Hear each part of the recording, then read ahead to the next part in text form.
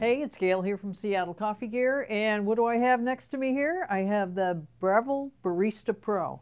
Now, we've already done a career review of it, so you know all the basic features and all that, but what I want to go over is a few of tips and tricks, things that you should know about this machine that might not be evident, you know, and I've talked to Breville Direct to get some input and insight on it. So this machine has a thermojet heating system, which is, it is ready to go within 3 seconds. And I think it's more like a second and a half. I mean, unbelievable. But because the heating system is heated up, that doesn't mean your portafilter and all the brew head and all that's hot as well.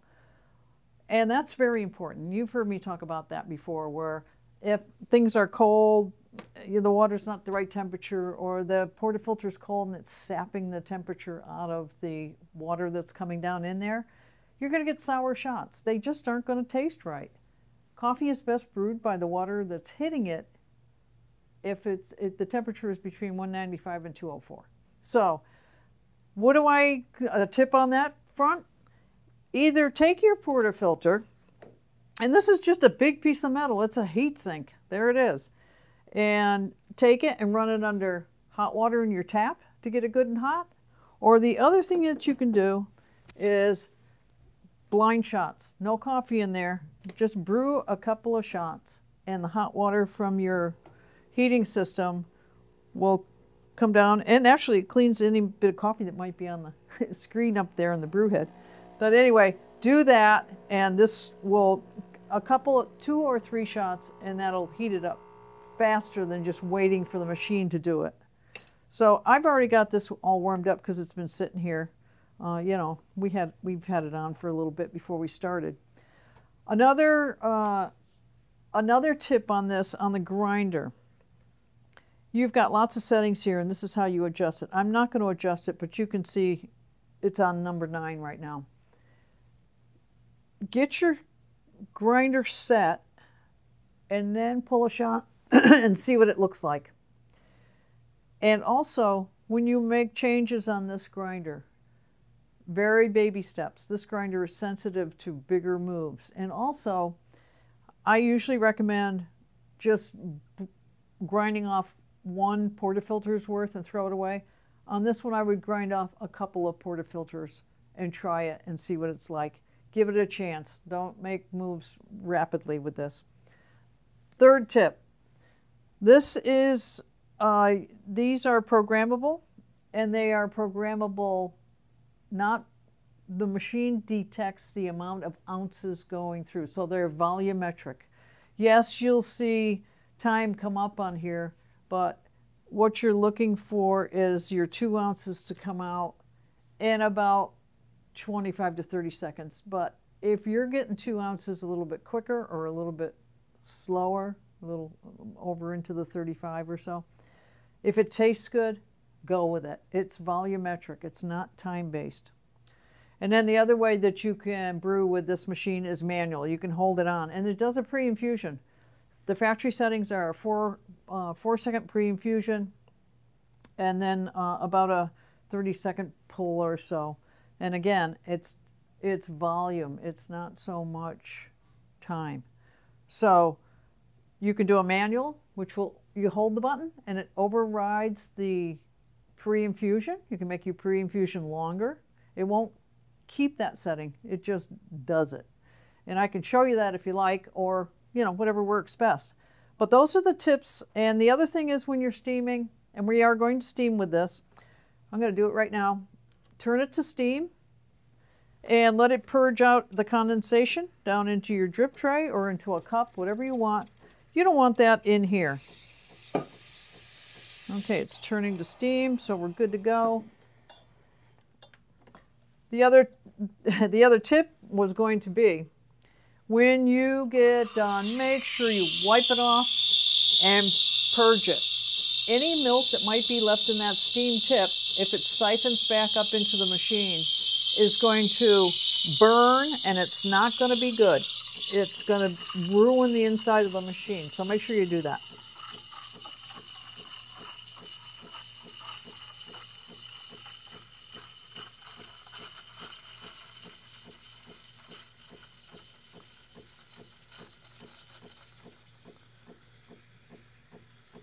You hear that thump, thump, thumping. That's it making steam on the fly. It does not store steam. It doesn't have a boiler that stores steam or hot water.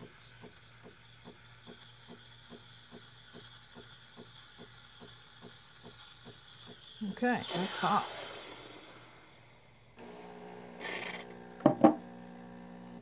So make sure you wipe this off, and then make sure you turn this on and make, well, I'll show you down here. Make water come out of there. So what that does is it cleans out the tip, the holes, everything. And, you know, milk dried up in the tips, not good. So let's make a shot. And one more tip. This is going to grind for about 10 seconds, 11 seconds. You can pause it, shake down the mound in the middle, and then resume. That's a nice feature.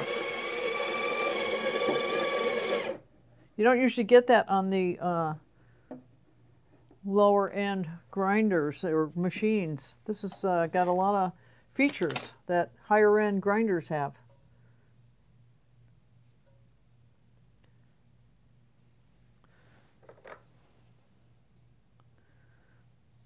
When you're dialing in your grinder too to get the right consistency and all of that, it's pretty important that the one person does it, because how I tamp pressure-wise might not be the same as somebody else in the room. So don't mix it up a little, just one, whoops.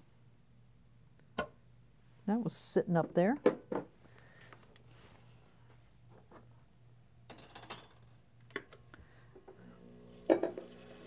So yeah, make sure it's the same person doing it, otherwise you get inconsistency.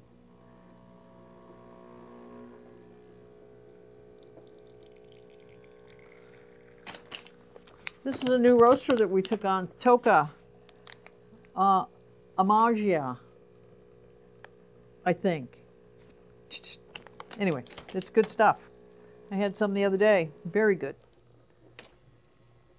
I suppose you're expecting latte art? Well, I guess you can expect it. Look at how nice that came out. Real nice.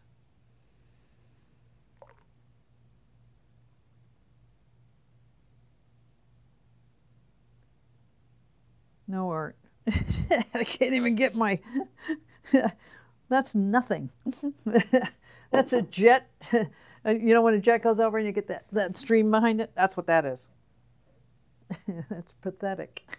Hey, it is what it is.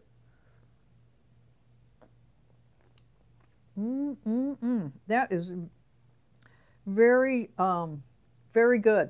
Creamy and rich. Oh, nice.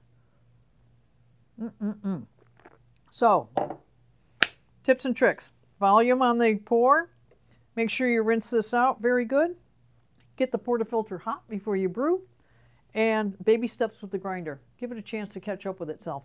So, those are my little hints and tips and tricks for you guys. If you have any more questions, don't hesitate to contact us. And as always, don't forget to subscribe to our YouTube channel.